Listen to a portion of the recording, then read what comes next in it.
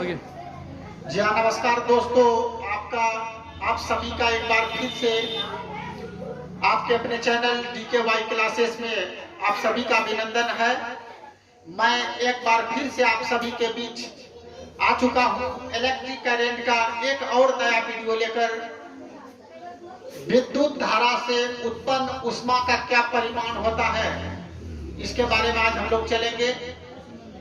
विद्युत धारा का ऊष्मीय प्रभाव हम लोग पढ़ चुके थे कि किसी जब चालक तार में विद्युत धारा बहती है, तो जब किसी चालक तार में विद्युत धारा बहती है तो उससे ऊष्मा उत्पन्न होता है। या जब किसी चालक तार में धारा बहती है तो धारा से क्या होता है कि विद्युत धारा जो है परिवर्तन हो जाता है ऊष्मा में, और ऊष्मा में जो परिवर्तन हो जाता है, इसी प्रकार की जो घटना घटती उसी को कहते हैं विद्युत धारा का ऊष्मीय प्रभाव। ऐसे भी आप लोग देखे होंगे सबके घर में आजकल बिजली से तार में धारा प्रवाहित होता है। जब लगातार बहुत समय तक धारा बहती है तो उसमें तार ऑटोमेटिक गर्म हो जाता है। वही होता है कि विद्युत धारा का ऊष्मीय ऊर्जा में रूपांतर होना ही क्या कहलाता है, विद्युत धारा का ऊष्मीय प्रभाव। आज हम लोग चलेंगे विद्युत धारा से जो उत्पन्न ऊष्मा होता है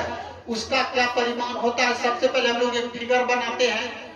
यहाँ पर हम लोग 3 सेल दिए हैं, 3 सेलर वाला बैटरी, और यहाँ पर एक स्विच लगा दिए हैं। यहाँ एमीटर है, एमीटर जो विद्युत धारा को मापने का कार्य करता है। यहाँ से धारा प्रवाहित हो रही है। और यहाँ पर हम लोग क्या वोल्ट मीटर लगा दिए। वोल्ट मीटर जो है जो विभवांतर को मापने का कार्य करता है। और यहाँ पर हम लोग प्रतिरोध दिए हैं, प्रतिरोध जो कि विद्युत धारा को में रुकावट पैदा करता है। और ये धारा हो गया। बस ये हम लोगों का फिगर है। तो इसी से हम लोग आज 4-5 गो ऐसा फॉर्मूला निकालेंगे जो हम लोग इलेक्ट्रिक करंट का जब हम लोग न्यूमेरिकल को बनाएंगे तो उस समय ये फॉर्मूला जो है हम लोगों को बहुत इंपॉर्टेंट साबित होगा। तो शुरू करेंगे हम लोग कि यदि किसी चालक PQ में यहाँ से यहाँ तक जो देख रहे हैं, अगर विद्युत धारा I जो है T समय तक प्रवाहित होती है, एक फिक्स टाइम है, अगर उस टाइम तक अगर धारा प्रवाहित हो रही है तो चालक के एक सिरे से दूसरे सिरे तक प्रवाहित होने वाला आवेश का जो परिमाण होगा वो Q बराबर हो जाएगा IT।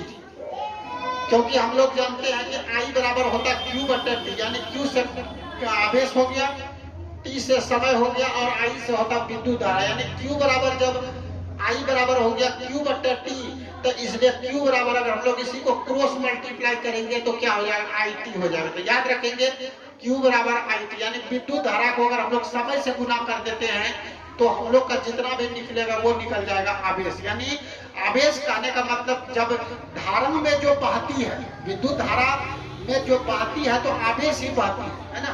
किसी धारा में जो बहने का कार्य करता है वो आवेश ही बहता है। अब इसी से फिर हम लोग निकालेंगे, यदि इस चालक के एक सिरे से दूसरे सिरे तक Q आवेश को अगर विभवांतर V के नजदीक ले जाएगा, है ना, V के अधीन, है ना, V के अधीन अगर ले जाएंगे तो उसमें जो किया गया कार्य क्या होगा, तो V के जब अधीन ले जाएंगे तब यानी कार्य को हम लोग W से सूचित करते हैं, क्योंकि W का मतलब होता है कार्य, वर्क। तो W बराबर क्या हो जाएगा, QV हो जाएगा, है ना।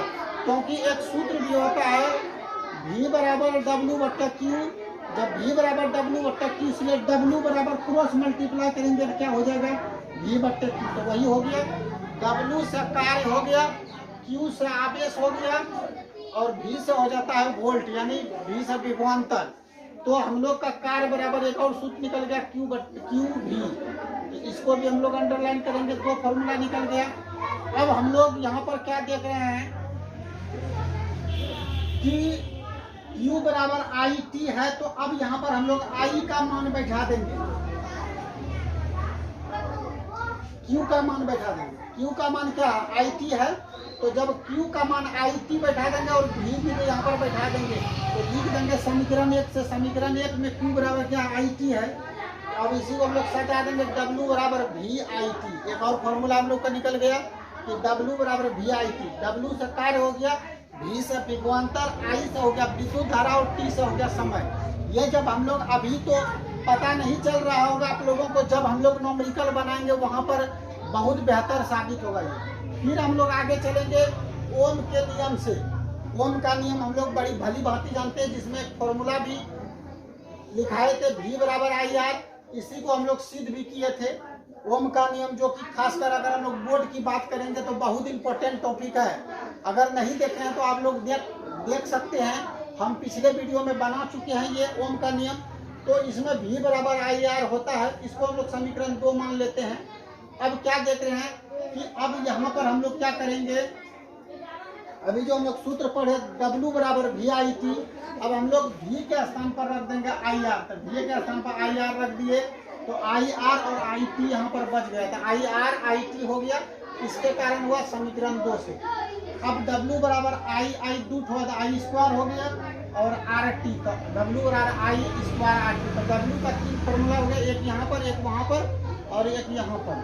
अब हम लोग क्या देखते हैं कि आंतरिक ऊर्जा जो होता है, यानी कार्य और ऊर्जा, यानी कार्य करने की क्षमता को ऊर्जा कहते हैं। तो इसका मतलब है कि कार्य और ऊर्जा दोनों एक दूसरे का रिलेटेड है। तो आंतरिक ऊर्जा को हम लोग U से सूचित करते हैं, इसलिए W के बदले हम लोग U बराबर भी लिख सकते हैं I स्क्वायर RT। तो यहाँ पर हम लोग अगर आंतरिक ऊर्जा पूछ देगा, अगर हम लोग को I दिया रहेगा, R दिया रहेगा, T दिया रहेगा, आंतरिक ऊर्जा क्या होता है, तो हम लोग इस फॉर्मूला पर बैठा कर निकाल सकते हैं।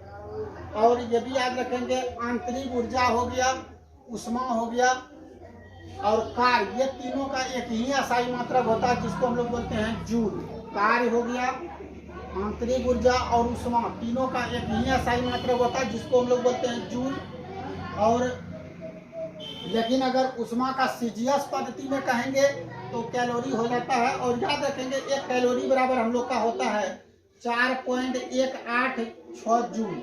इसी को शॉर्ट में हम लोग लिख सकते हैं, एक कैलोरी बराबर 4.2 जूल लगभग हो जाता है। ये हम लोग को जो बताया, ये आपको अगला वीडियो में बताएंगे इसके बारे में। आज यहीं तक रहने देते हैं।